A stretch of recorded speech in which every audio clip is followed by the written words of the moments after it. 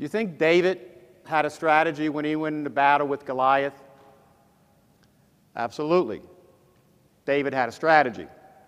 Strategy is about choices, what to do and what not to do. David knew that he could never beat Goliath by playing by Goliath's rules. And what was Goliath's rules? In close, hand-to-hand combat, where he can use his greatest advantages, his size and his strength. So what did David do? He changed the rules of engagement.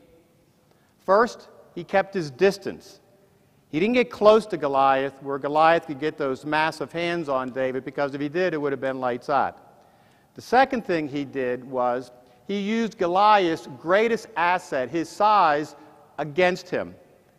Goliath was too big and too slow to react quickly enough when David launched that rock like a missile.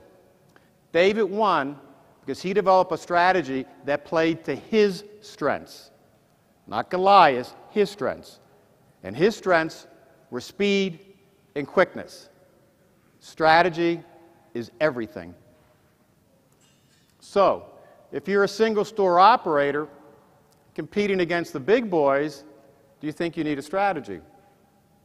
You cannot outperform competition if you play and accept their trade-offs. And if you're playing by the market leader's rules, that's usually competitive suicide. So what do you do as a single store operator? You be like David. You change the rules of engagement. You develop a strategy that plays to your strengths, not theirs. If you're one of those big companies out there and you have multiple stores, do you have any guarantees that the success that you've had up to this point is going to continue to be a success for you? How do you know someday that you might not be taken down by David or a disruptor? In times of accelerating change, relevance can never be taken for granted. Let me repeat that. In times of accelerating change, relevance can never be taken for granted. Consider the case of Garmin. Garmin was one of the early pioneers in the GPS industry. They got disrupted and they never saw it coming, which is how most disruptors operate. But they dominated the GPS industry until they were disrupted by a 26-year-old software engineer who created a mobile app for a GPS system. That disruptor was not operating in the GPS industry. She was operating in the mobile app industry. So she, quite frankly, wasn't even considering Garmin. She was considering this. As a result of this, Garmin lost 80% of their market cap. Strategy is everything. The current pace of change is like a missile up your tailpipe. Boom! You're irrelevant.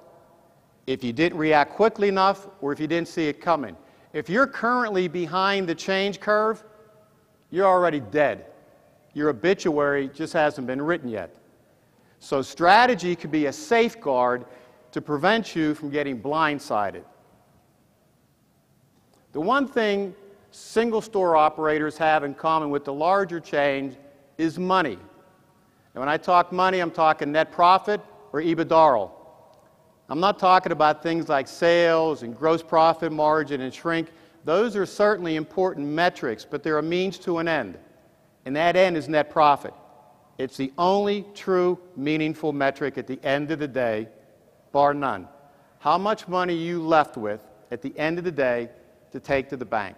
That's what it's about. I always get amazed by people in some meetings and stuff. We always talk about sales and gross profit margin, sales and gross profit margin. Sales, we never talk about net profit.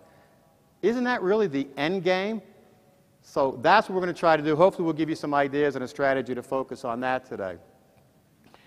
But I will tell you this, like anything else in life, strategy, it's your choice.